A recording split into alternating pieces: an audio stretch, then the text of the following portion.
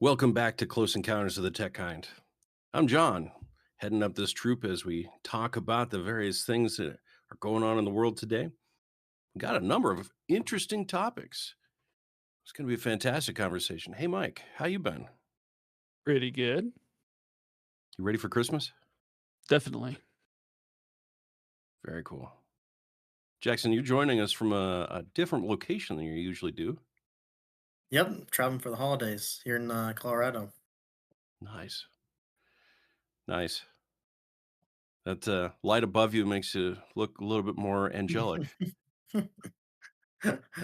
Yes, yes. Some fun lighting in this room. Well, and speaking of angels, Artie, how you doing? I don't know how to respond to that. That Hey, let's mark that one down, guys. We got him speechless. That might be the nicest introduction you've ever given I I mean, promise to be yeah, better. him. I'm almost insulted. Give me time. I'll find another one. So, yeah, this week, let's get into this. We're actually going live on day after Christmas. So, happy Boxing Day, everybody. Um, Couple topics. So, we're going to talk about something we've never talked about before: autopilots. Plane landed itself in Broomfield, Colorado. Love to know how that happened. New York just passed legislation on price fixing. And this is a sneaky one. It's worth billions of dollars to the right person who's fixing the price. Let's see. Flock is now banned in 2 Arizona cities. For those of you who are just tuning in on that, Flock cameras are misnamed. They're Flock safety. It's not safety. It is Flock surveillance. Monitor, track, tag, and keep your records forever. Um, So I'm happy to see that there's some towns that are actually pushing back on these things. But first, since it's Christmas, let's talk about QR scams. There's a new one that's hitting the markets. Um, so let's say you get a gift that you didn't ask for, you didn't expect.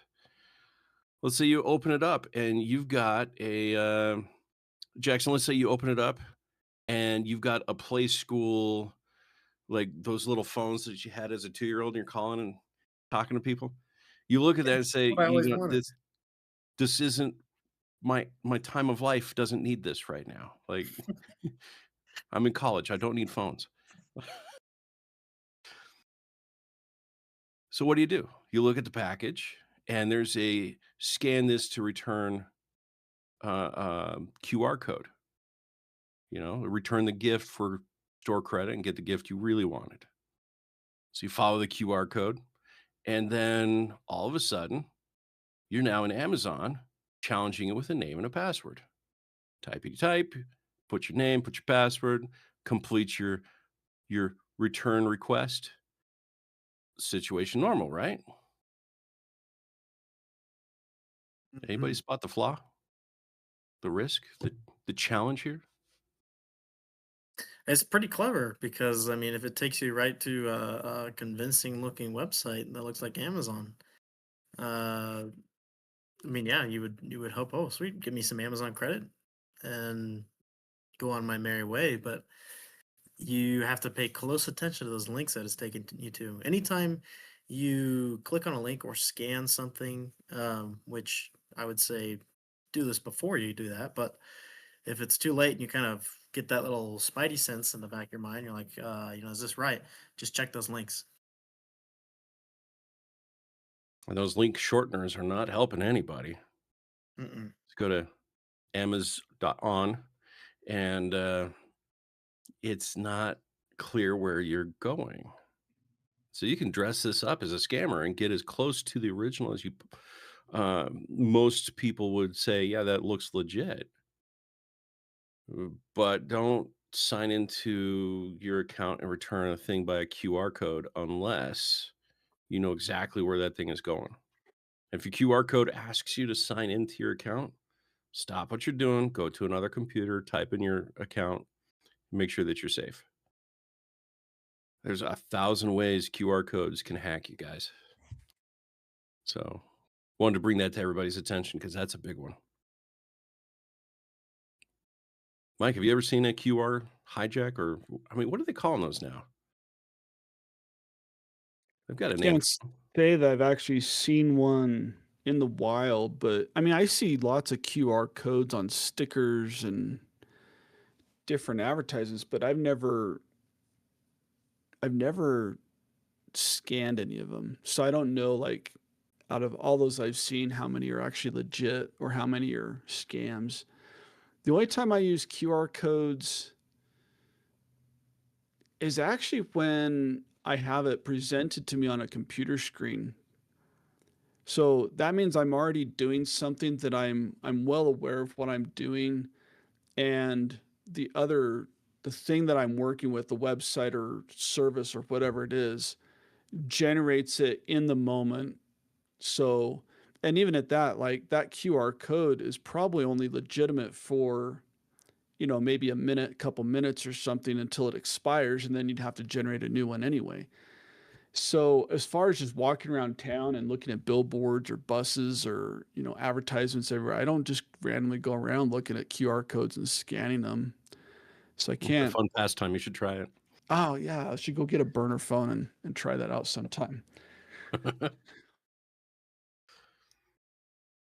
There's been people that have, taken, like, menus in restaurants and put their own QR on top of it, or, parking garages, or Mhm. municipalities will put a sticker on top of the signs that are already up.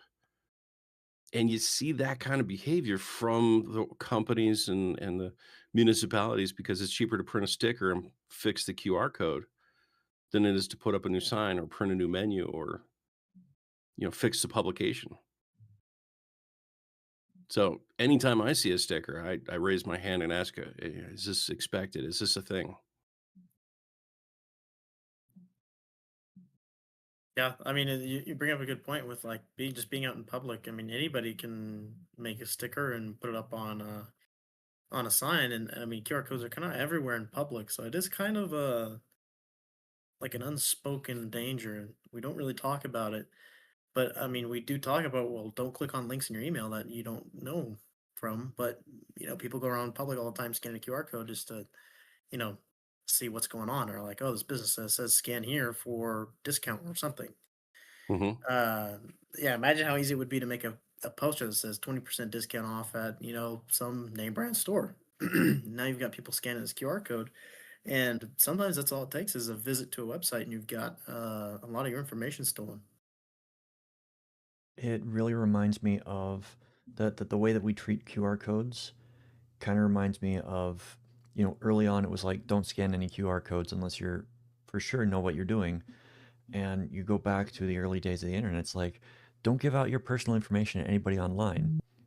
Everybody out there is trying to get something from you out there. And now it's just like, yeah, sure. You give it out like filling out random surveys online that are, yeah, you'll get something minor, but they get all your information in response. So we are more trusting of it, or we are more, I wouldn't say trusting, I would say we are more normalized to give up the information. We are more normalized to scan QR codes and not look at them as potentially harmful.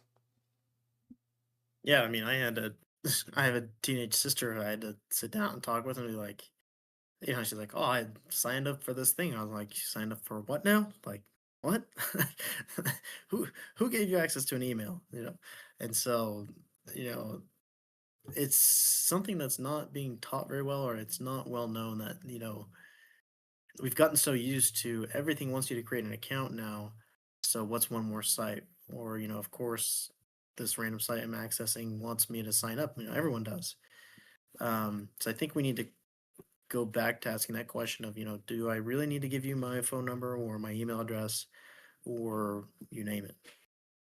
Actually, kind of be nice to have a return of home ec in schools And because a lot of people remember home ec being stuff like, cooking, baking, sewing, that kind of stuff. But a lot of the classes were also designed to teach bookkeeping, like keeping a tally of, balancing a checkbook, stuff that you needed to actually function back then. We could update that to how to spot email scams, how to spot fake QR codes, which is a lot harder than it is to spot a fake URL. But it, Yeah, I remember when I was in middle school, it was, uh, which I guess would have been, over a decade now, about a decade ago. And there is, we had computer classes and we would go over, you know, for the time, what was pretty much, this is what phishing looks like. This is what, all these scams look like. This is what you shouldn't share out with your personal information, all this stuff. But I don't think, I think that kind of got put on the back burner and then just kind of faded away. And I don't know that that's still an education system now. It's it's moving faster than education can keep up with, I think. I mean, it's one of those that, if you were to develop a curriculum and how to spot the fake, the curriculum would point to things that are now last year's information. I think we just have to teach people to be skeptical and, push real hard, you Problem know? with that is that it's last year's information, but it's still relevant. I mean, that's the problem is that there is a new hack every time. Like, I think maybe the reason why, Jackson notices that maybe they've moved away from that is because maybe there's been more of a focus on like social media. TikTok came out in the last few years and a couple other social media platforms and now we're having to talk about stupid TikTok challenges. They're getting people hurt or possibly killed. So the shift has been from, well, we're not really trying to protect your digital identity. We're trying to just protect your life now at this point from doing stupid challenges, or talking to strangers and potentially getting yourself in trouble that way. And so there's just the number of threats hasn't gone down. It's the old threats are still there. We're still getting phishing emails. We're still getting bad URLs. It's just that now it's on top of that, we're getting all these additional threats. And so it's a lot to have to take in, digest, comprehend, and know how to fight it. With the thing I do like about my cell phone is that I use the camera app to scan QR codes, and it does give me that option to preview what it has decoded out of that UR or out of that QR code. So if it's a That's handy. URL, it'll show me the URL first, and I have to then make the conscious effort to tap on that to say, yeah, I want to go visit that. And it might not even be a URL, it might just be some digital information like a serial number or something like that too. But at least I can see the URL and I have the option to either open the URL or I could just copy it to the clipboard, then paste it into like a general text pad kind of a thing and examine it closely. Like, look at this URL. Like, is this really going to Amazon or is this going somewhere else? Like, oh, it says amazon.co dot something else. Like, that's almost Amazon, but not quite. So I don't trust that, kind of thing. So I do like that it's not just an instant, like if I scan it, it instantly takes me there. Because I think that'd be super dangerous and terrible to have to manage that. Well, that's why they've made AI that will do that for you now. Oh, cool. Awesome.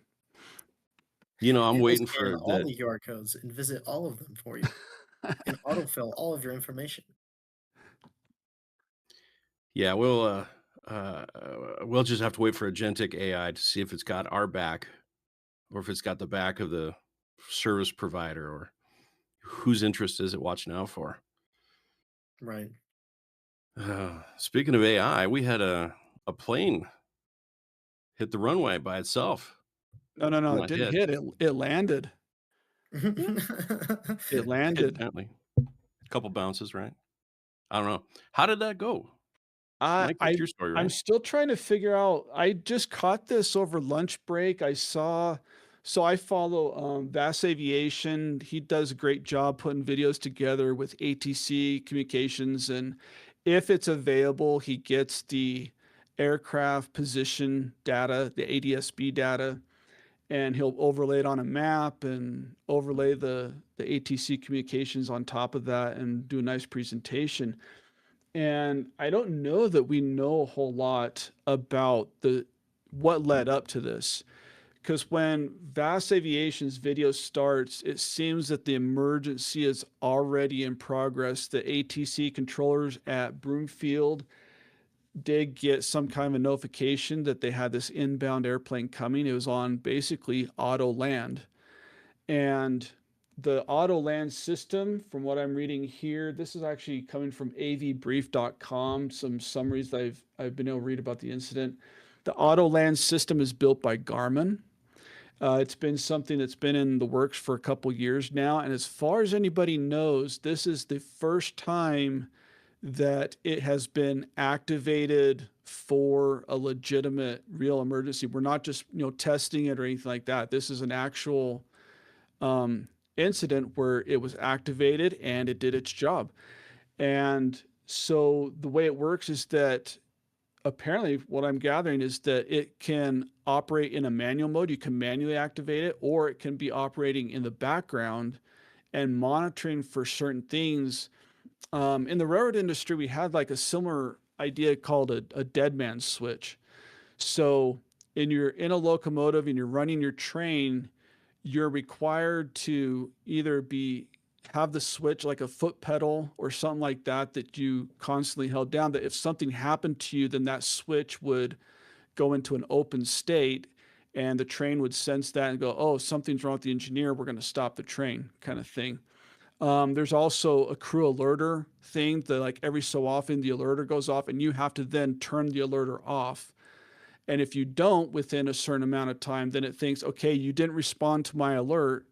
I'm shutting the train down because something's happened to you. So this is kind of along those same lines, that there's certain things and certain checkpoints that'll happen that if a certain thing's been activated and then it doesn't get deactivated after it takes a certain action, that it figures, okay, pilot must be incapacitated, we're going to auto land or something along those lines. So it came in and the system broadcasts its own radio messages to alert the ATC that, hey, it's this aircraft. It announces its position, and it tells the air traffic control what the intentions are, that's going to land on a certain runway, and expects about how much time it'll be before it lands. And so the air traffic controller in this case got the radio communications and was able to clear the traffic out of the airspace in such a way that that airplane was able to, it made like a circle, how to get on the right path for landing. Once it got on that path for landing, it landed the airplane. As far as I know, from what they're reporting, is that everybody ended up being okay on the airplane. Like, once the emergency crews got to the aircraft, they were able to rescue them, and everything turned out good, saved some lives. So pretty fascinating, pretty exciting stuff as far as a safety device goes. Kind of Yeah, interesting. that's They cleared everything out of the way for some sort of robot agent landing the plane. I know. Can you imagine you're sitting there, as an ATC, and then all of a sudden you get told by a robot, "I'm landing. You have 10 minutes." Yeah, it's basically kind of what it turned into. Is about anywhere. It's probably about 15 minutes, maybe. I'm not sure what because they're in the video. Obviously, there's some time compression. They edit it for length and everything, but yeah, to set at least this airport, we're not talking like, JFK or LAX or anything like that. So it would be Right. interesting to know how a scenario like this would play out at a much busier airport, like one of our big international airports, like JFK or Chicago or LAX or something like that. But in this case, being a little local municipal airport, it was just the right conditions that they were able to do that. And apparently that the aircraft, I believe, was destined for this airport, I believe, anyway. So it's not like it was diverted from something else where it potentially was supposed to be landing at Denver or something like that. I don't know. Hmm. I would be curious how that system works. You know, if it is using uh, computer vision or if it's using a mix of that and geographical data, you know, because it's got to find the runway and land on it and not crash anything. So, I mean, it'd be really interesting to know what kind Well, of systems is that it's using. my guess being Garmin, I mean, and we know Garmin makes, navigation applications for, GPS for your car, everything. I don't doubt that there's a lot of GPS involved. I don't doubt that there's a lot of other technologies that are just used in the aircraft world anyway. I know that, when you get into big airlines and the commercial flights, I'm sure that they have some pretty fancy technology systems on those airplanes that, from what I'm told, some of those big aircraft, the jumbo jets and everything, could potentially land themselves. If you just hit the right button at the right time, once it's set up, it'll just land itself. Hmm. So I don't doubt that that's some of the same technology. The difference is that this is on a smaller scale. We're not talking big jumbo jet airliners. We're talking getting closer to just private aircraft and people who don't have like, $1 million budget for these kinds of things. Um, so it is pretty fascinating, pretty interesting. I'm sure it's still a very costly system to have installed in your aircraft because it does then have to interface with all your flight controls to be able to, put the landing gear down, set the engine throttle correctly, be able to make adjustments, steer the aircraft, adjust pitch, altitude, all that stuff. So there is some interfacing that has to be done, but and once you get that all tied in, and if the autopilot is already tied in with just a regular autopilot, all you're doing is you're just extending autopilot to be able to say, okay, now instead of just flying the airplane on a course and a heading and whatever, we want you to land. We're just adding that feature to it. It's just say, okay, instead of just, keep this altitude and fly this direction, now I want you to land. And so I don't know that Landing's there's really easy. I too don't. much added to what a regular autopilot system would already require. Landing's easy, isn't it? Just get close to the ground and stop. You very, very gently impact Is it? the earth. Very gently. Just hit the ground. Have you guys seen? I think it's Madagascar 2. They're in Africa. Give it a little kiss. I said kiss her. Immediately, you know, crash lands. So yeah, Some it's people still kiss it's harder than others, I guess. yeah. Fascinating technology, fascinating event that just happened. So Very cool. I mean, we're talking about AI replacing jobs. Are they going to replace pilots entirely? They can now land, take off? yeah, again, it's like I think the conditions were just right. It Yeah. happened on December 20th, so that was 2 days ago. That was Saturday. And I know around here, it was pretty good weather on Saturday. I think it was down in Colorado, pretty good weather too, wasn't it? So it would be interesting to see what happens in different conditions. Like I said, different weather, a different airport, maybe a busier airport. Yeah. Um, you know, the conditions were right for this one, but it'd be interesting to see what happens in other circumstances. Yeah. And it was definitely like, it wasn't like, okay, I'm gonna go land and then, you know, do all the things and ask, you know, for permission to land. It was like, I'm landing, you know, air traffic controller, do what you need to do to clear the runway for me. So yeah, it's Right. definitely, you know, it's not there yet, but it's interesting to see that, you know, it's possible for that to happen. And wonder how long it'll take before that starts getting uh, more robust. Yeah, for sure. I wonder what the feeling was of all the other pilots in the area that had to get out of the way. Did they like this? Did it frighten Stupid them? Like, robot. uneasy? Like, is this thing gonna go crazy Ivan on us? Right. Red Well, October reference there if you want. I was thinking more Ed 209. You have 15 seconds to comply. Well, speaking of complying, there's a new thing going on out there. And I started getting wind of this probably about 6 months ago, where you do online shopping and you get a price for your goods, right? So you go to Walmart, you go to Costco, you go to wherever, um, and the price is given to you. So you buy bread, you buy milk, you buy, you know, batteries. I don't know what you're having for dinner that night, but whatever it is that you're gonna buy, you throw it in your cart, and that's your price. And you pay for it, and you're done. Very recently, a consumer group did a study. They gathered people together in the same room. They all created brand new accounts with Instacart, and the price was off between a few of them. So you would One have, clarification for that. They all created accounts that were delivering to the same address. yeah, yeah. I mean, it control So all the variables. so shipping should be exactly the same. Not Yes. shipping, delivery, but yes. Yeah, delivery, whatever you want to call it, shipping or delivery. Yeah, right.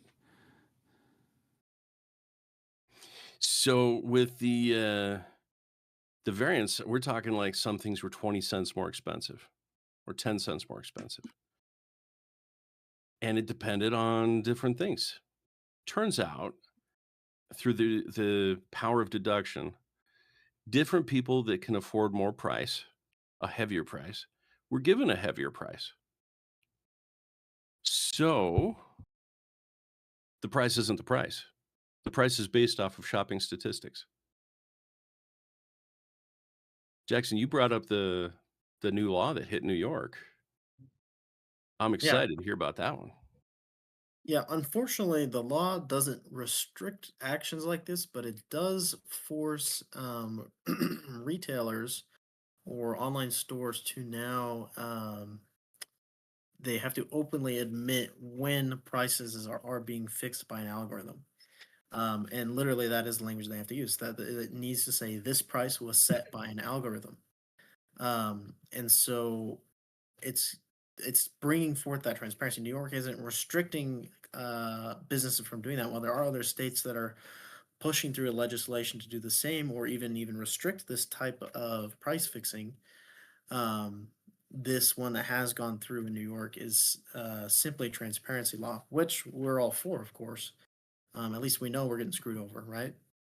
Um, and it's not something. This isn't necessarily the newest, like personalized pricing, as they're calling it, isn't something that's brand new. TechSpot pointed out that in 2010, there was a travel site called Orbitz that was Mhm. steering I remember Mac Orbit. users.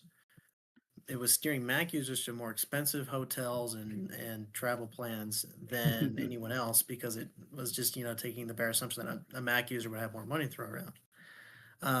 So You this can isn't afford something a that's $2,500 laptop, then you can afford the expensive vacation. right. Exactly.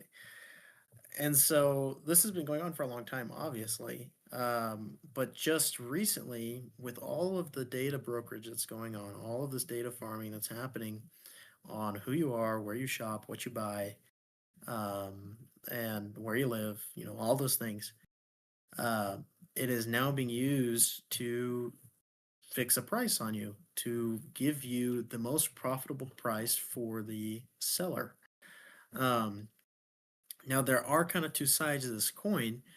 Retailers and online sellers are pushing back on this, saying that, well, you know, what if our algorithm is actually giving discount codes to people based on um, how their loyalty to our store, or because they signed up for this thing? Then technically that is an algorithm based price, and they would be forced by New York law to advertise that underneath the price. And they're saying that this is kind of scaring away shoppers from thinking that they are being forced to buy things at a higher price than what they should be or what they could be purchasing it for. So they're kind of this two sides of this coin. Retailers are saying this, but we see the evidence that that's not always the case.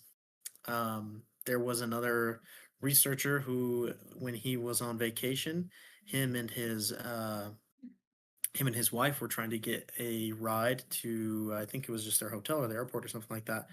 And they looked on both Uber and Lyft. The husband did it, and then his wife did it, and they were given different prices for the exact same route. Um, Hmm. and he was given higher prices than she was.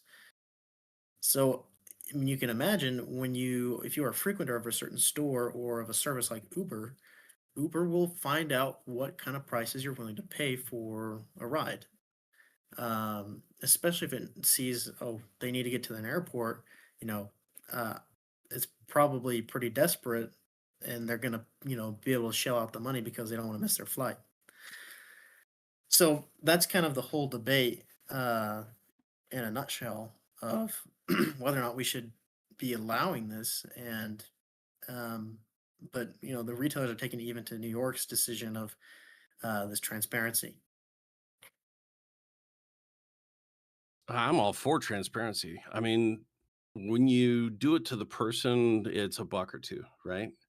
When you do it to everybody, it's hundreds of millions of dollars a year Hmm. per company, per transaction.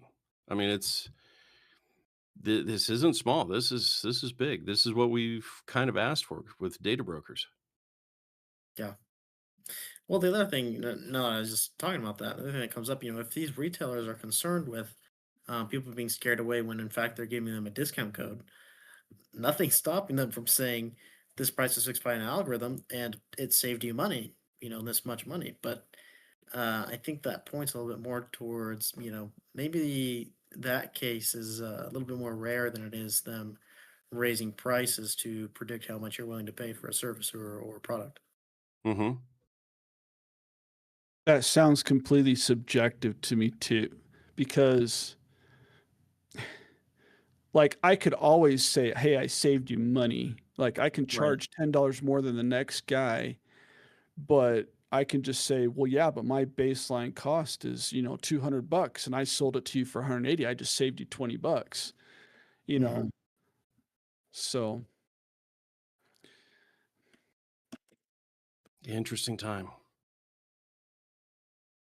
So the question is, there's a loophole I could see in this where the New York shoppers are going to get, we offer you coupon codes, therefore we're going to give you price adjusting, a dynamic price.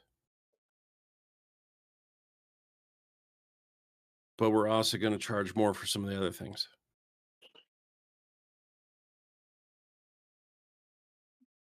I think they already I do don't that know. though. I don't know if the Like law is going to protect what they were hoping to protect. it's like the card system that we've got at many supermarkets right now. You go into Safeway, you go into King Soopers, any of their affiliates, and they've got their membership card. And that membership card has been tracking all of your purchases for whoever knows how long, and the prices that you have as the discount are still well above the profit margin for that item. They're just charging more for non people that don't have the card. So this is a practice that they've been doing for a long time. They're just trying to automate it more and make it individual instead of store wide.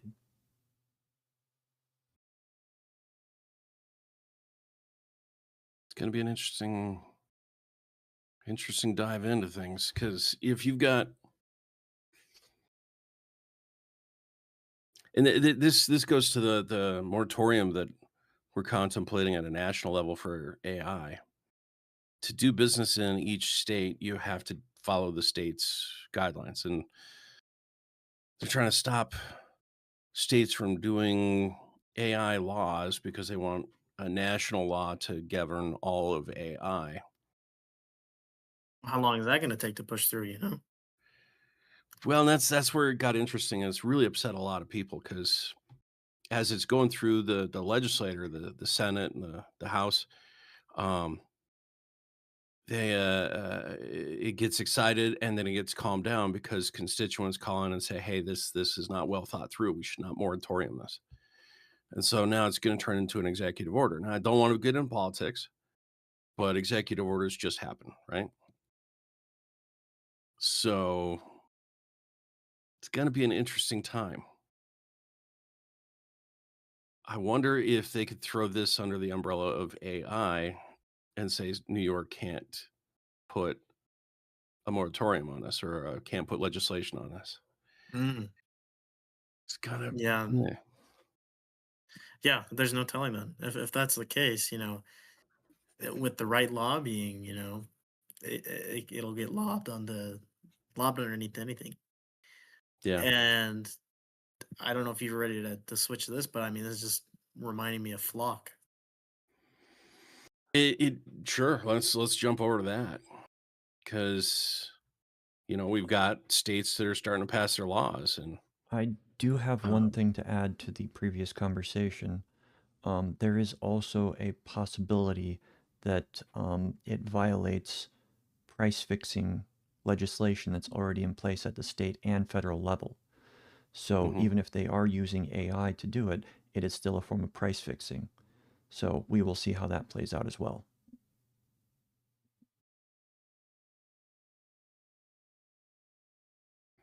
So if we've got these laws that are now conflicting with each other, saying we can't create state laws to protect consumers because it's using AI.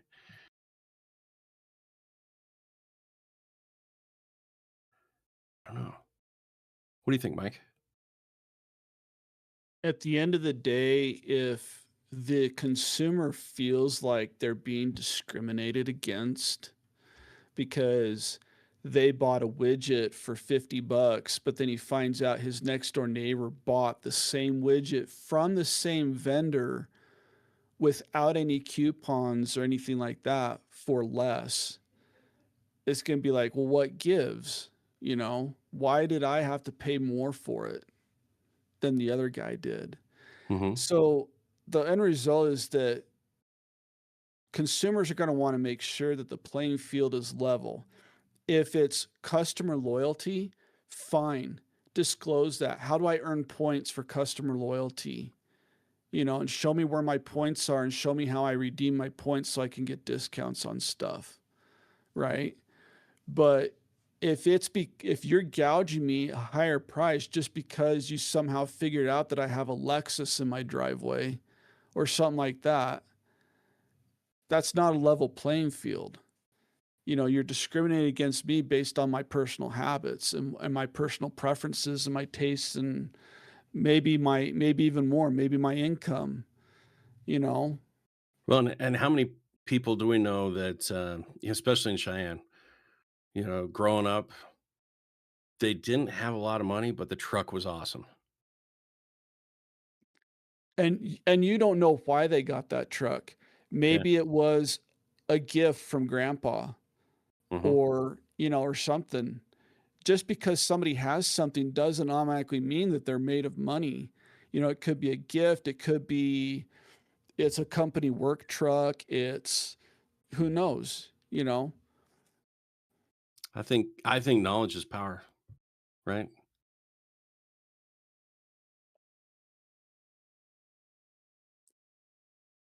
Yeah, it's an interesting time we live in. I keep saying that. That maybe that's the title of the podcast today. May you live in interesting times. Um, but if the prices are adjusted based off of your personal preference, your behavior, whatever, I think that's wrong. I think it should be based off of the marketing approach. You shouldn't be sit down and, hey, let me figure out how much this is going to cost you, Mike. And Jackson, we'll talk about your price later, but we're not going to talk about that. We're going to talk about Mike's price right now. And she's going to algorithmically figure this out. And Yeah, you get a supply and demand curve for each individual person. yeah, but I guess we do that with insurance rates, right? Yeah, well, I hate that. Don't even get me started on insurance. Yeah, there's one that there's a place where we need to level the playing field for sure. I Yeah. wholeheartedly agree. By level the playing field, do you mean make it level, or do you mean rain down destruction until it's rubble? Both. Either way, it's a level I think field. one leads to the other. Yeah, it's when I heard this, I got excited because New York has taken a step at protecting consumers. And I think we as consumers need to share our voice. We need to speak loud and proud and share from the highest mountains we got that we want people in charge. We don't want algorithms in charge. We don't want to have like the flock safety stuff. We don't want that to be um just put in place and tracking us. There's a new product. I don't know if I told you about this, guys. Um, they not only have the flock license plate readers, but they got pan tilt zoom cameras that are designed Mhm. to track people as they're walking. Yep. I just watched I think it was Ben Johnson is his name. Yep. Yeah, just watched his video on that. That is unnerving. It is absolutely dystopian what's going on. That's one where we got to get in and everybody's got to share their voice. That guy, fortunately, has decided to walk the legal line and spend the dollars to protect himself and just report on the truth. But these cameras Mhm. aren't locked down, they're wide open. No, And, I mean, and literally, the, he was saying anybody with a search engine can find these live feeds, and not only that, but you can see the last 31 days of footage from these cameras. and that's where In I'm fact, concerned because I was just Flock gonna was say saying, go ahead. my favorite part of his video is when he recorded part of his video on the camera. He went Yeah. to one, and because he has access to it, he recorded his video, had his own microphone, and then he pulled the footage. You know, I mean, how absolutely ludicrous is this that we have these cameras that are watching people 24/7? Well, I'm okay with watching to a point, right? If there's a high crime area, sure. But keeping that information and locking that into a person and tying that to their daily activities, their religious preferences, their shopping habits, and getting that whole profile. I mean, we're watching price change at the grocery store. What are the price changes? Because you don't walk on a path every day. You don't ride your bike every day. Yeah, it's just that's not information that should be part of somebody else telling me how I can and cannot live my life. But the piece that got me like curious, the statement that Flox said for that 31 days is it's a brief period that is kept on the cameras. So if 1 month is brief, what's long term? Yeah, There's got to be third party oversight. There's got to be accountability. Public money is going to those things. It should be public record. If it's too sensitive yeah, to share, it should be shut down. They call it flock and safety, but they can't even secure their own product. no, I mean, if you go and watch 44 Media or I think Lewis Rossman or I just mentioned Ben Johnson, and I know there are lots of other creators. You can watch even some of our previous videos where we've talked about this. But when they go over the security vulnerabilities of these machines, it is very obvious that the developers have not had any cybersecurity training and they have given very little thought to it. And it's very concerning that local governments are implementing these in their cities and then sharing these out in a nationwide database when there has been no audit of flock safety. There has not been any government oversight of after these are implemented, or rather, much preferred before, um, are these things really safe? Are they secure? When we're talking about national safety, um, that's something that needs to be locked down, and it really needs to be well tested and uh, put against a fire to see if it holds up. And from what we're seeing, it does not hold up to nearly anything. Well, if there's any advice I've got for all of us here and everybody listening here is get involved. The more people that raise their voice, the better chance it gets heard. Louis Rossman had a great point at the Denver City Council. He said, if everybody bipartisan is against this and only a few people want this, that says volumes about what the tool is being used for. So, yeah, on the chance of getting demonetized and kicked off YouTube, yeah, get involved. Share your thoughts. Ask questions. Don't take this because if we don't stop it now, it's just going to keep flowing.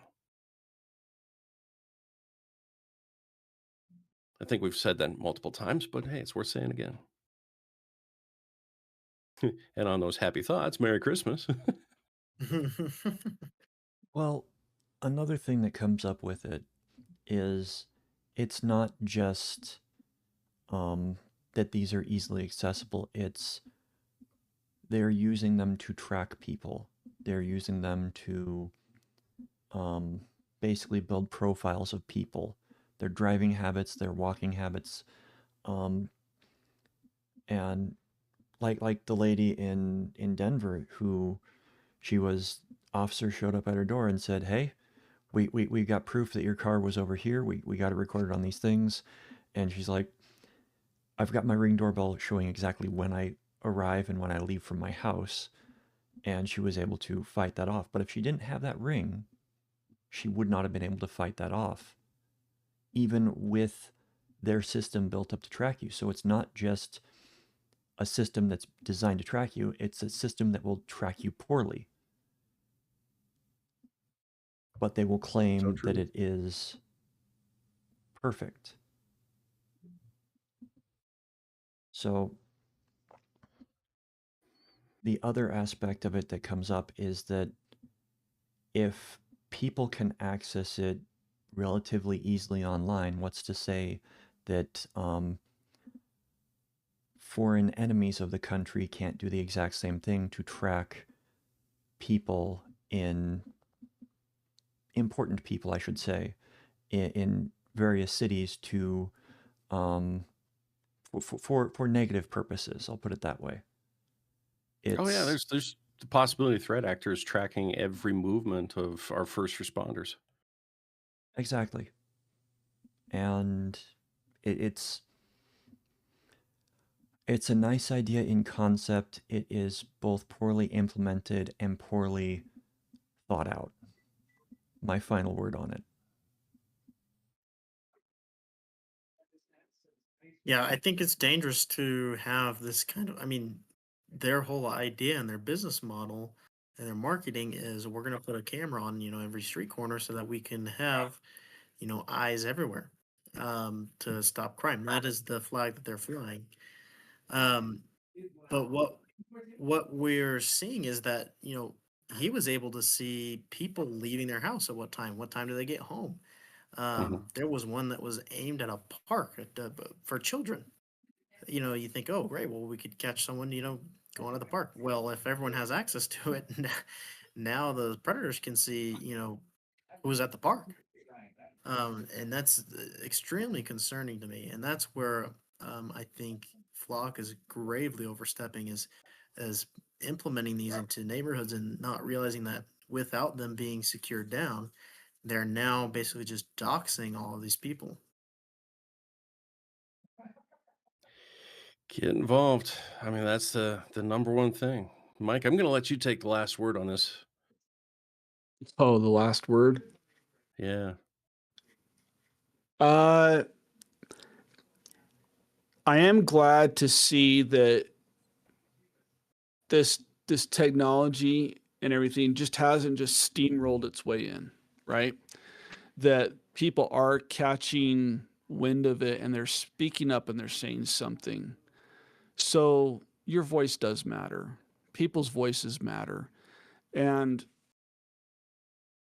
I think if it is going to get implemented, it's going to get implemented, but it'll be quite a fight before it does get implemented. If we just blindly had let this happen, it would be a much different story. We probably would have already had this many years ago. Hmm. Yeah, I'm glad we live in a society and a rule of law where you're still innocent till proven guilty. Never mind so many of the recent court cases and law enforcement interactions that are going on with this AI movement. Stay involved. Keep the American way. Stay safe. Stay paranoid. Stay out of trouble. But stay tuned because we're going to talk more about this stuff as the weeks and years go by. Until next time, I'm John. Mike, Jackson.